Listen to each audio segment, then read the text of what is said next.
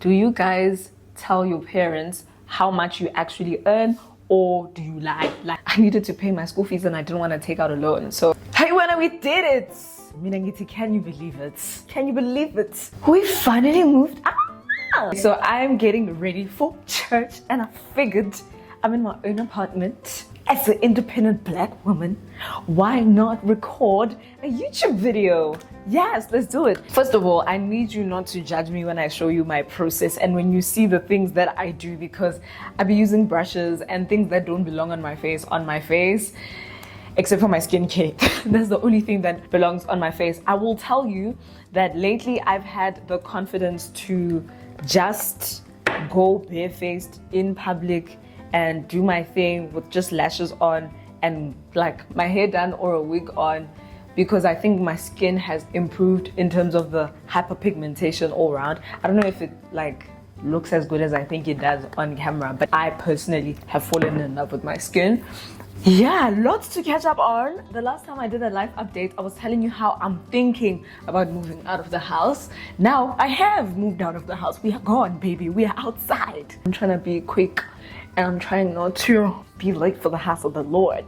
The cream that I'm putting on my face right now, I know it's a night cream, but I feel like when I do my makeup, night cream is the baddie that bangs the hardest. For sunscreen, I'm going in with this bad boy right here. Yes, I broke my nail. You might see it, you might recognize it's broken, okay? Skin prepped, what do you know about it? This is what I'm talking about. Like, wouldn't you go outside just looking like this?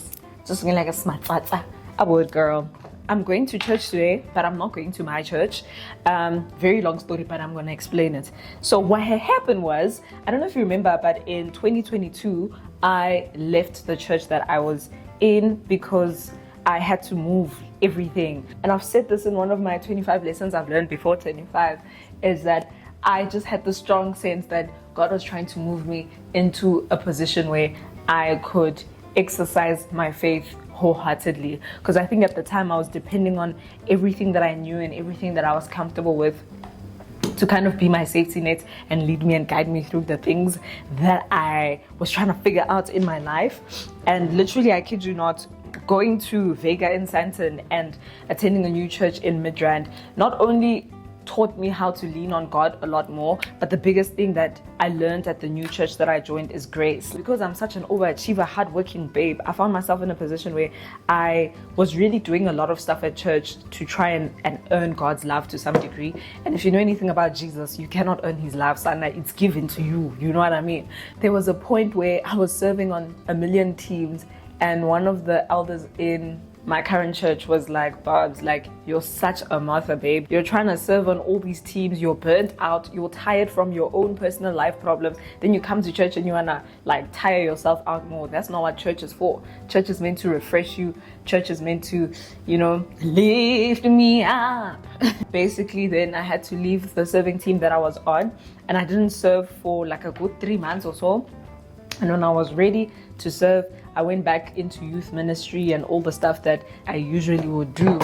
And for me, it was the most mind-boggling thing and craziest thing that, like, so even if I'm not serving on 100 teams, God will still bless me. Even if I'm not serving on 100 teams, God will still be good to me. I know it sounds crazy when I say it, but like, I genuinely was trying to prove to God, and unknowingly so tried to prove to God that I'm worthy of blessing and love and care and interest. Like, God, be interested in me because I'm interested in your people type vibe. What am I looking for? You see what happens when you talk too much? I'm busy talking. Yapa Shanice. I don't even know what I'm looking for, guys. How cool is it that like I've got a desk filled with makeup and I'm just like doing makeup in my new apartment? Hey, we're gonna talk about this apartment in a few. But so on Friday we went to go visit. They're currently doing a 40-day fast. 40 days, not 21 days, not the January days. 40-day fast. They finished on the 14th of February or something like that. And so they've got like every Friday night, they've got like a Bible study prayer night. I don't know what you want to call it. We low-key didn't know that it was going to be 3. I mean, like, we expected it to be long, but we didn't know it would be like from 7 until 10. So yeah, it's a pretty small church. I'm sure there's like 50 members or less. I don't know, I didn't count, but we were like a few. And the biggest thing that was highlighted to me that evening was how complacent I had become in my walk with God. And I mean, like I told you, not the issue, but the thing is, when I got to this new church, the one thing that they taught me to unlearn is this activity of trying to earn God's love. You can never earn God's love. That's not possible. But I think in discovering that the grace of God is so cute and so great, I allowed myself to be comfortable in that. Or God loves me just for who I am. There's no performance attached to my relationship with God. The reality of the matter is, in your walk with God, you're expected to grow. You can't stay in the same place forever. And I think while in my old church, fasting and prayer and these long nights of prayer, nights, all night prayer, those things were really great, and they taught me the fundamentals and importance of that in your walk with God. My new church didn't have that vibe. Their whole thing was like, we want to make it easy for people to turn to God and impact the world. When we would do prayers in the morning, I remember being so shocked the first time we did prayer, because it was like the pastor was like, we're going to pray for 1, 2, 3. We prayed for literally 5 minutes. It felt like 5 seconds. And then he said, amen. And I was like, amen? Like, is that all the interceding we're going to do for the service? And I remember asking around, like, guys, why don't we pray? Why don't we do prayer nights and stuff like that? And they were like, because that's not the current focus of the church. The church's whole thing is to be a place for, I guess, beginner Christians, like if you're just finding Jesus, to grow in your relationship with God and like getting to know Jesus on a relational basis. And it was great for a season of my life to go from being the person who serves 100 million people, leading 100 million teams and hosting 100 million prayer nights and things, to just resting in God. Like, that was cute. That was great. But now, you can't rest forever. Like, at some point, you also need to get up and take responsibility and intercede. Like, you need to engage in warfare. You know what I'm saying? Like, fight for your family, fight for your country, and do all those things in prayer. And granted, I remember one of the pastors at the church was saying to me, like, the thing is, if you are mature in your walk with God, the idea is that you would be able to do that on your own. Like, you know the importance of all those things. You've learned the fundamentals. So we're trusting that when you go home after service on Sunday, you engage in your own spiritual warfare and whatever on a Monday to Saturday. Then January of 2023 came around, and I was excited for the corporate fast. Like, oh, we're gonna go down fast on, start the year right.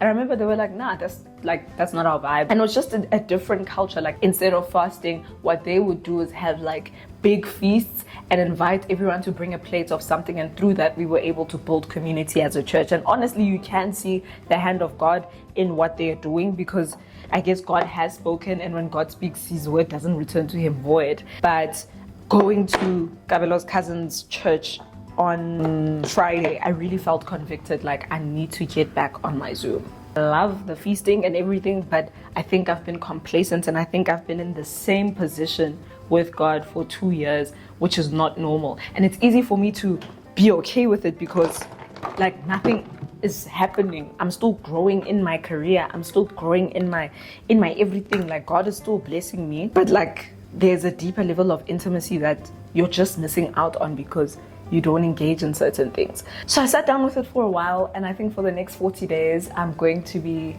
attending with Kabelo's cousin. Yeah, just so that I can also be a part of the corporate fast and have direction in terms of how I'm praying and all those different things, which is fantastic. I look redder than I actually am in real life, trust me. So I think I'm gonna hang out with Kabelo's cousin for a little while, just engage with them on a Friday so that I'm back to where I need to be. I definitely do realize that I've been on the same level for 2 years, and that's not okay. I mean, it's not backsliding, but it's definitely not progressing. The first 20 days of their 40-day fast is focused on devotion. So we're not doing like the 5 a.m. prayer and stuff like that. They're just doing, you do quiet time with Jesus. You get back to deeper intimacy with God. Seek him, Sana. I didn't hear what he said is going to happen the other 20 days, but I think it's more like the corporate gathering, and everyone's gonna come together as a church, and we're gonna pray and fast for whatever. And different churches do this differently. Like, I saw Rivers, one of my friends attends Rivers, and I saw they had a 3-day fast from the 1st of Jan until the 3rd of Jan, and that was like their entire fast. Like I said, my church doesn't do a fast. Gabelo's cousin's church is doing 40 days, which is insane. My old church does 21 days of fasting and prayer at the beginning of the year. So yeah, everyone does it differently depending on what direction God has given the church. But I think for me, and I remember telling one of my friends, like, yeah, I think I'm going to join their fast. And she was like, what are you trusting God for? Or is there something that you need to break, like a stronghold or whatever? And I was like, nah, I'm not trusting God for anything except deeper intimacy with Him. That's it. Like, for the first time in my life, and I recognize what a blessing that is. But for the first time in my life, the fast at the beginning of the year has nothing to do with what I want, or like, give me more of this, or whatever. It's just like, okay, I'm here, God, like, let's rock. Let's rock. Like, I'm just here for vibes. Basically, I'm fasting for vibes. Not for vibes, but you get what I'm saying. Guys, this is the first time I do makeup in 2 months. So I low-key don't know what I'm doing. I completely forgot the steps. I'm realizing right now. So yeah, I don't want to settle in my relationship with God. I don't want to become complacent. And that is why for the next 40 days, I'm going to be visiting this church. Their service is from 12 o'clock. Can you imagine? 12 p.m. until 3 p.m. I literally looked at Cabello and I said, why do these people have 3-hour services on a Sunday? And his cousin was like, no, it doesn't even feel like 3 hours. Like, literally the time goes by, which is true. On the Friday night prayer that I went to, didn't even feel like 3 hours. It went by so fast. I was like, this was so good, so much revelation. And even afterwards, you've taken so many notes, but you go home and you sit down and you're just like, wow. And I think it's been a long time since the word challenged me that hard. And that's what I'm saying. Like, I definitely have settled, and I need to push up and go a bit harder with Jesus. So that's what we're going to be doing. Number 2, I've decided 2025, I'm not going to be a scatterbrained babe. I've written down 2 pages worth of notes so that I remember exactly what it is that I need to chat to you about and catch up on. But number 2 was the moving out. So I don't know if I said this to you in the live updates I did last year, but my whole thing was like, I had been told at the beginning of the year, well, not even beginning of the year, honestly, but this is what you're going to need to do. You are going to need to work really hard, apply for a loan to pay off your school fees so that you can graduate in May. My younger sister did a similar thing the year before. Scary conversation for another year, not even another day, another year. And honestly, I don't know where I got this delusional faith idea, but I literally said that's not happening. I'm not taking out a loan for 120,000 because I saw from my sister that when you take out a loan, the amount that you pay back is like 2-3 times what you actually borrowed from the bank. And in my mind, I'm like, can you imagine if I have to take out 120,000 rand as a loan from the bank, and then when I repay it, I've paid back like 300,000 rand. Do you know how much money that is? But also, do you know how much debt that is? Like, that's how I'm gonna start my life. On a debt, yeah, 300,000, never. I can't. And obviously, I was studying full time, so technically I was unemployed, but also 300,000 was just insane for me. And I said to my mom, nah, I'm gonna pay it cash. Like, I'm not taking out a loan, I'm gonna pay it cash. And she was like, okay, and I was like, okay, I didn't know how I was going to do it. I didn't know where the money was going to come from. But also I remember I wasn't panicked. It wasn't something that was keeping me up at night. I remember having this like just delusional peace. I don't know who was asking me like, how are you going to do it? And I just was like, I don't know how I'm going to do it. But like, that's what I'm going to do. I'm going to pay it off cash. At the time I was unemployed. There was no prospect of employment or anything like that. All I had was content creation to ride off of. And so that was the vibe. So this was around June of 2024, June of last year. And by the time we had reached August, I was halfway through that 120,000 rand. Don't ask me how. I also don't know. But it literally was like the moment I decided that I wasn't going to pay my school fees via loan, I was going to pay cash, the floodgates opened. Opportunities just came up left, right, and center. I remember one brand paid me something like 60,000 rand for 3 videos. So it's like 20k per video basically. And I was just like, you know what? Hell yeah. Like, hell yeah. So obviously there's expenses. When I filmed with Momo, I paid Momo, so I gave her mom money, and you would have seen if you followed me on Instagram that her mom bought her a tablet with that money. The same as when I filmed with Mashiko, I gave her a portion of that money. I've also got a manager who gets 10% of everything that I make. Palesa, my videographer, she also gets a good portion of the money that I get paid. So as much as yes, a brand would pay me 60k, the amount that I would actually be paying into my school fees was something like 30k from something like that, because of all the different people that I have to pay. And when I do campaigns, I'll literally go and do my nails according to the campaign, the theme, the vibe of the campaign. I get my lashes done, my hair done. I buy outfits for myself and the person that I'm filming with. At some point, moment I had the same hairstyle. I took Momo to the hair salon. Well, I didn't take her, but I poured her mom petrol to take Momo to the hair salon, and then did Momo's hair so that her hair looks good for the video. So I really do invest the money that brands give me back into the content that I'm creating for them, because I don't think that it makes sense for a brand to be paying you something like 20k for a video and then you just profit the whole thing. You look crazy, your nails are broken, like what's wrong with you? Fix your life.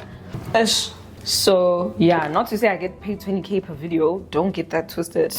That's not a real thing. The influencer economy in South Africa is definitely something that needs the blood of Jesus, because some brands just refuse to pay influencers a fair price and a fair rate. Like if you think about the amount of money that people spend in advertising when it comes to like creating an ad for television, you pay a producer, you hire a venue, there's clothes, you pay a stylist. There's so many things that go into a campaign that goes on TV that brands will spend anything north of 1 million rand just to shoot it.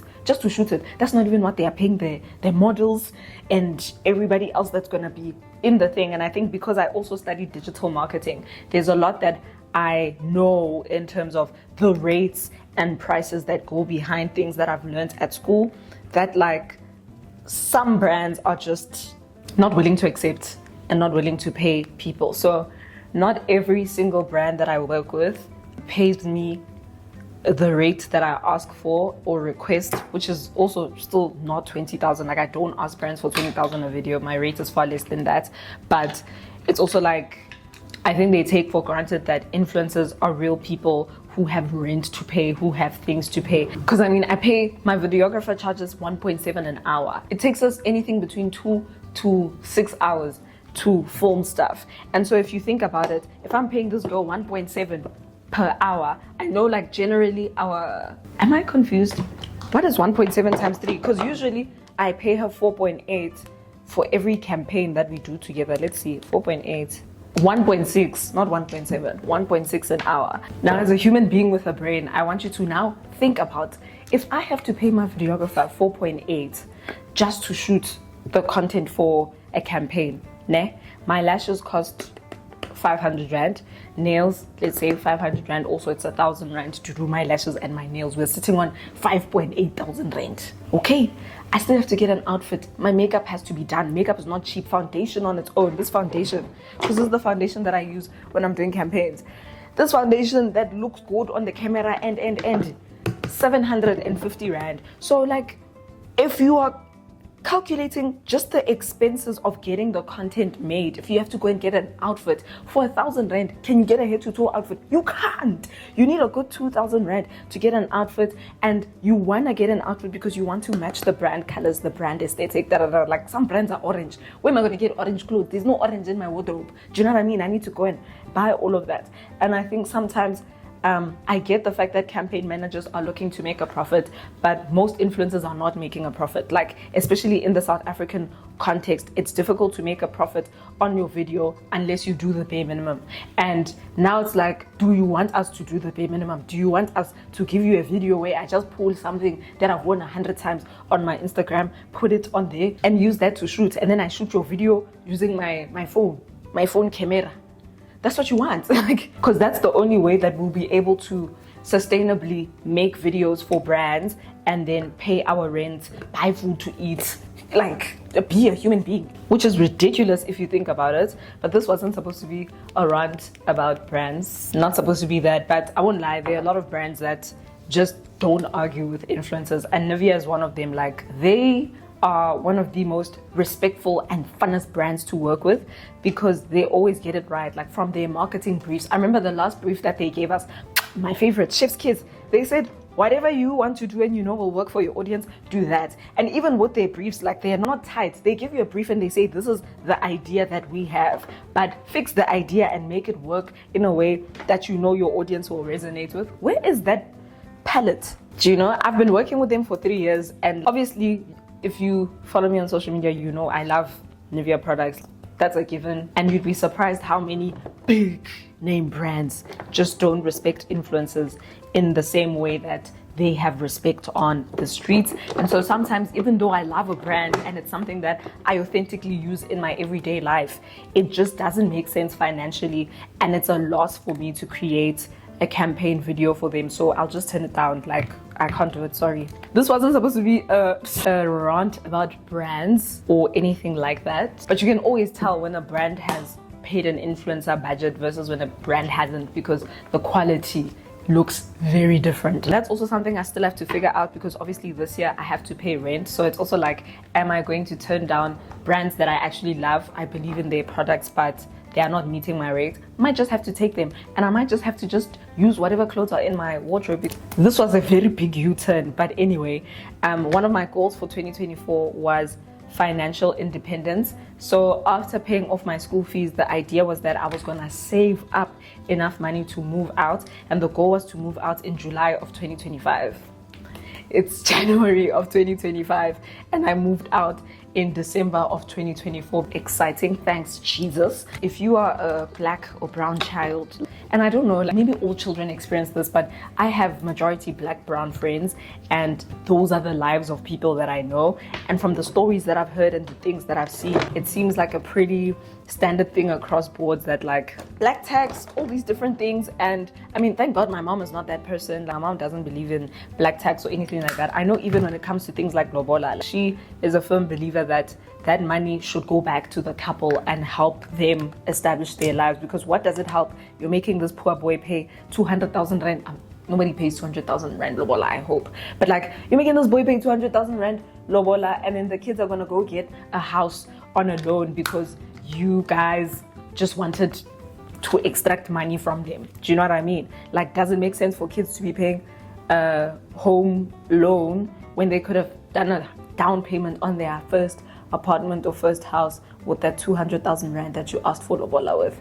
So yeah, very interesting dynamics there. But when you have financial independence, it's easy for you to set boundaries with family members and different people that just don't necessarily respect you. And this is such a difficult conversation, and maybe it's like just a whole topic for another day. But you know, you have relatives, not even like boma lume mangmang. They don't necessarily respect you as a child, but they expect you or demand respect from you, and more than demand respect from you, they demand your participation in everything. So it's like, oh, Barbara's on radio now, she's working at 947, Barbara's doing this, Barbara's doing that, like, and she doesn't have children. This is the part that kills me the most, is like, because I don't have children, and to them it's like I don't have real responsibilities, and because I'm on radio, because I'm on YouTube, I should have a lot of money. But the reality of the matter is, like, I'm fighting for my life too. Just because I don't have kids doesn't mean I'm not fighting for my life. So yeah, sometimes it's like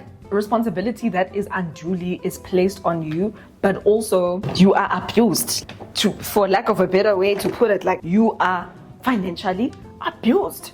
And I really hope that when we become adults, we choose to do better in terms of how we treat children and how we treat young people. Like, don't talk to young people, they owe you everything because they are a child to you. That's not how it works. Like, young people are also human beings. If you respect them, they will respect you. If you disrespect them, how can you expect them to want to be around you or even respect you? I spoke about this on one of my shows on 947. Like, I asked the question, do you guys tell your parents how much you actually earn, or do you lie? Like, do you lie about your salary? And I kid you not, only 1 people out of the 8 people who sent me voice notes said they tell their parents how much they earn. And these were all black and brown children, Indian, colored, whatever. They either lie to their parents or they don't tell them at all. One individual sent a message on the WhatsApp line and said, I tell my parents I make 15k a month, but in reality I make 35k, and it's just because I don't want to be abused.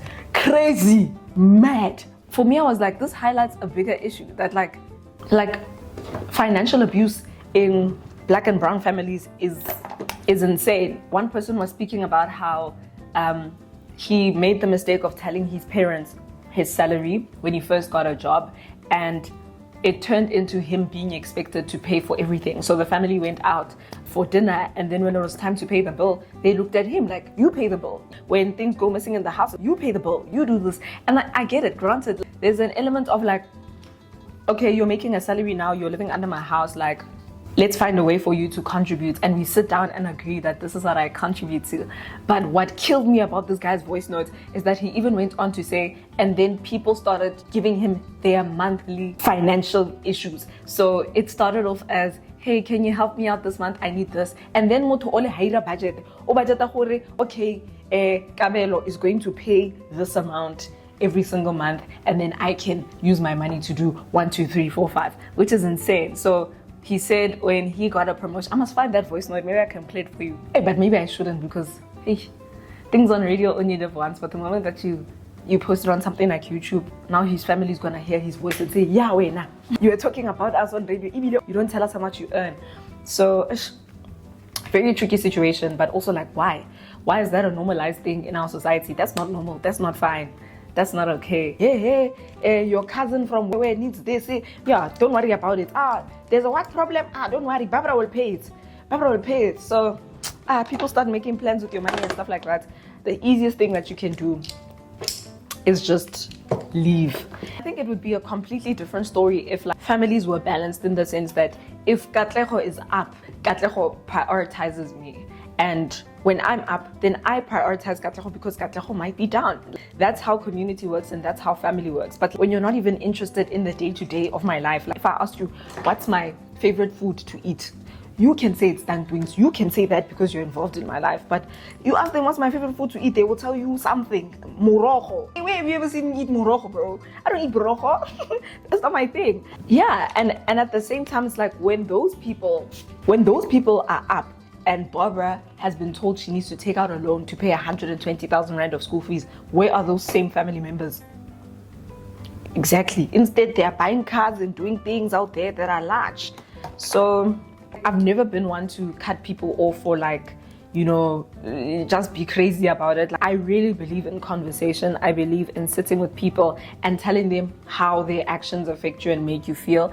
And I've tried it many times, and every time I've tried to have a adult conversation, because I get it, you're an adult now, you must contribute. Okay, sharp, let's have an adult conversation. And the moment it's time for you to have an adult conversation, actually you're a disrespectful child. How can you allow your daughter to speak to me like that? Like, hey. So I moved out of home, which was exciting, but not all family members were happy about that. In fact, I had one person block me on WhatsApp. So great, because I tried to have a family meeting and say, let's sit down and talk about how we each contribute and help. And it just blew up. It went all the way to the top. But it was important for me to set my boundaries. I set my boundaries and I got blocked. So that's fine. That's fine. It is what it is. I guess it's part of like adulthood and navigating everything that comes with it. I feel like my face lacks color. Am I being dramatic? Does it lack color? I feel like it lacks color, but what am I gonna do to bring color to my face? Let's see, maybe I can put some eyeshadow. I'm grateful to be kind of like doing my own thing in a city that I adore. I think Johannesburg is so gorgeous. The streets are so clean. It depends where in Joburg you are, but the area that I'm in is very nice. It's a nice neighborhood. It's close enough to travel to work without too much traffic. It's a cute vibe overall. So yeah, like I said, I'm very grateful to be in the city, to be in the space in my life. And yeah, I know my mom was so excited for me to move out. Like when I was moving, she came to help me with my curtains. She's like, take pictures of me. I'm like, but there's boxes and things. She's like, yeah, they must see my baby's getting out of the nest. Yes. And I think for me, that's always been the question, is like, as a parent, when we implement things like black tax and force children to feel guilted into helping family members far, far away, to a point where you're still living at home because you are supporting Mang Mang in Matatiela and all these different things. Do you realize that as much as we're all laughing and excited about breaking generational curses, and this is why I want my child to be richer than I was, I want this, I want that, you low-key enable the cycle of poverty to continue, because other people are allowed to live recklessly and make silly decisions when they have money, instead of building investments and doing all these different things. But then your children are going to pay for their uncle's sins later on, and their aunt's reckless decision making. But like I said, I think I'm grateful to be in a position where not everybody in my family is like that, and not everybody in my family has those expectations. Majority of my family is very big on seeing the kids flourish and seeing the kids do better with their lives than they were able to do. And this goes for my aunts and uncles and everyone else. They are very supportive, which I very much appreciate. I actually had my cousins over. They were the first people I properly hosted in my apartment for Christmas. It was myself, Gabelo, and my two cousins,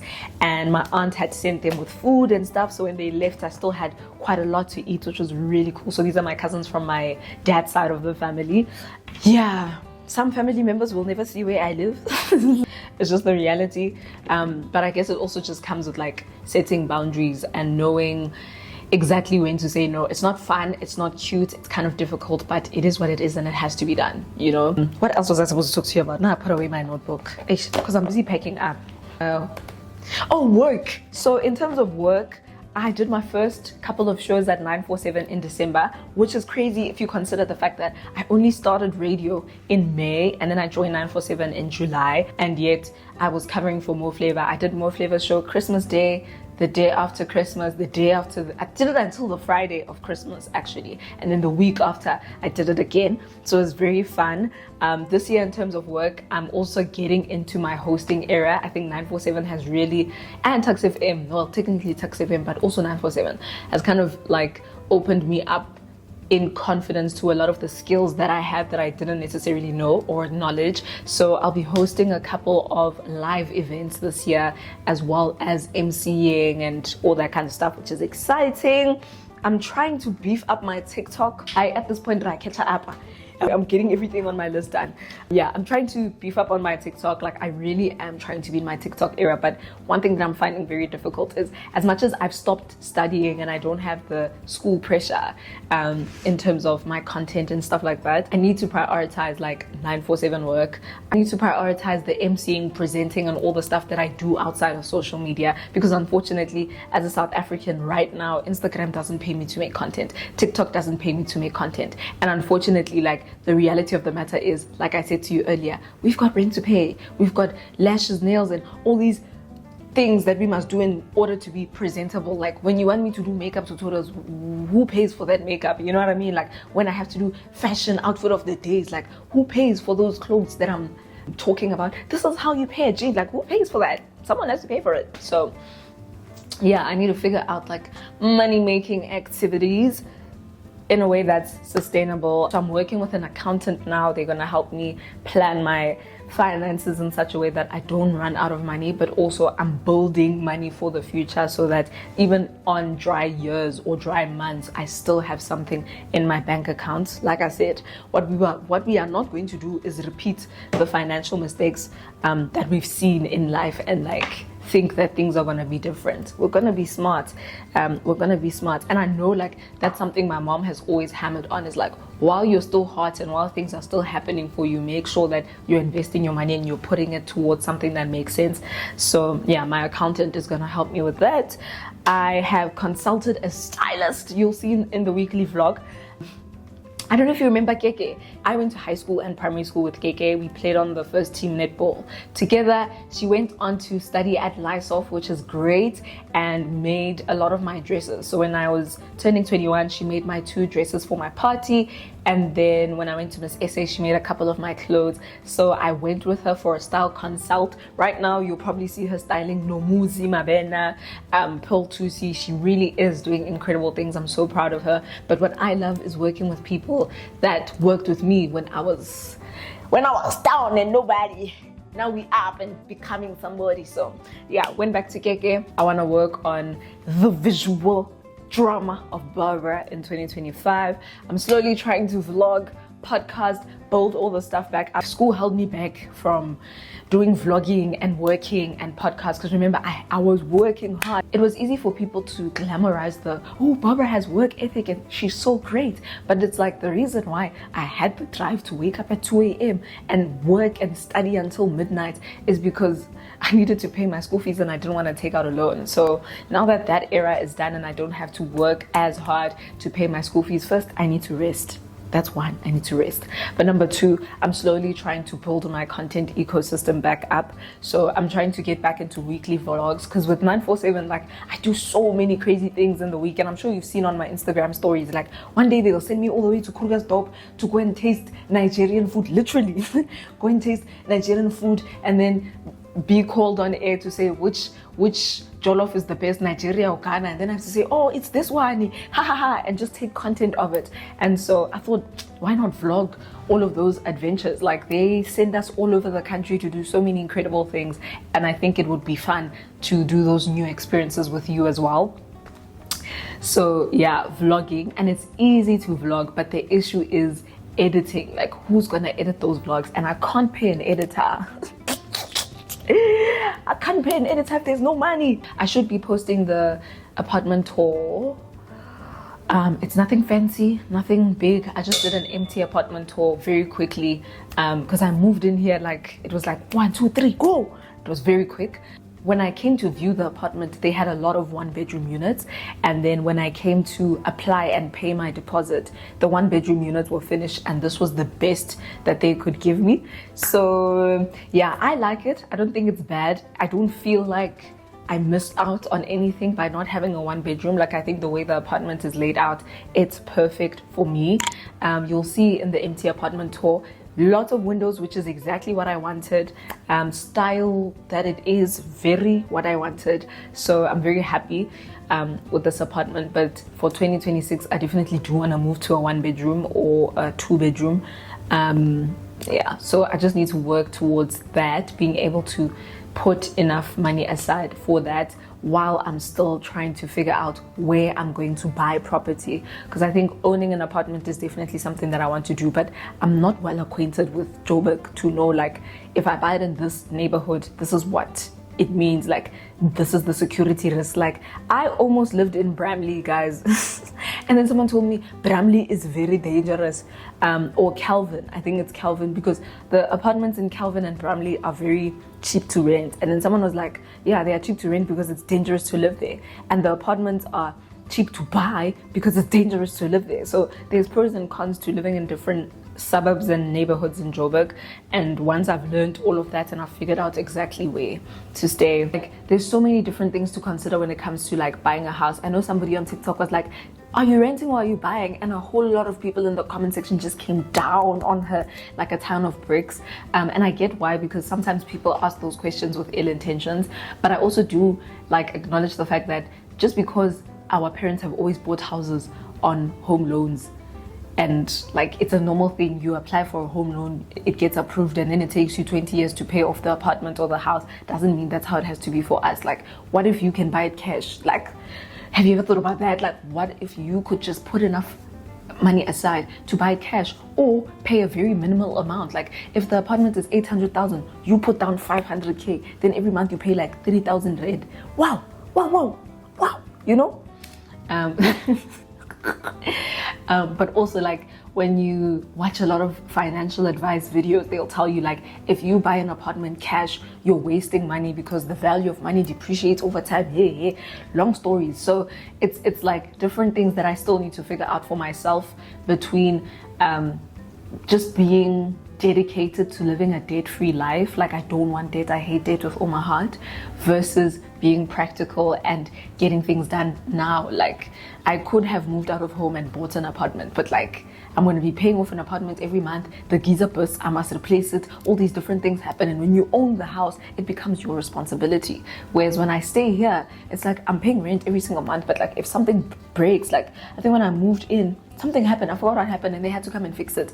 It was their problem because it's their apartment, like it's not my apartment, you know what I mean? At the end of the day, I think I'm someone who really believes in wise counsel and hearing from older people and people who've done it before, but I also believe in hearing from people who lead lives that you want to lead. Like, you're not going to take makeup advice from somebody who doesn't know how to do their makeup. You can see, like, when you go to Clicks and then you're looking for foundation and this lady wants to help you, but you can see her foundation doesn't match. Am I going to trust that she's going to give me the right foundation? No. So like I said, I'm working with an accountant, and I think they will be able to guide me through doing things in a way that honors my commitment to living a life with as little debt as possible, but also like just being practical in general, and not being unwise with the way that I spend money. So yeah, it is now 11:30. I need to change quickly and get ready for, not get ready, I'm ready, but leave for church, which, yeah, it's like 15 minutes from here, so at least it's not that far. Momo goes to school for the first time next week, guys. She's going to grade 1. Can you believe it? She's going to grade 1, so I'm trying to travel back home to be there for Momo's first day of school.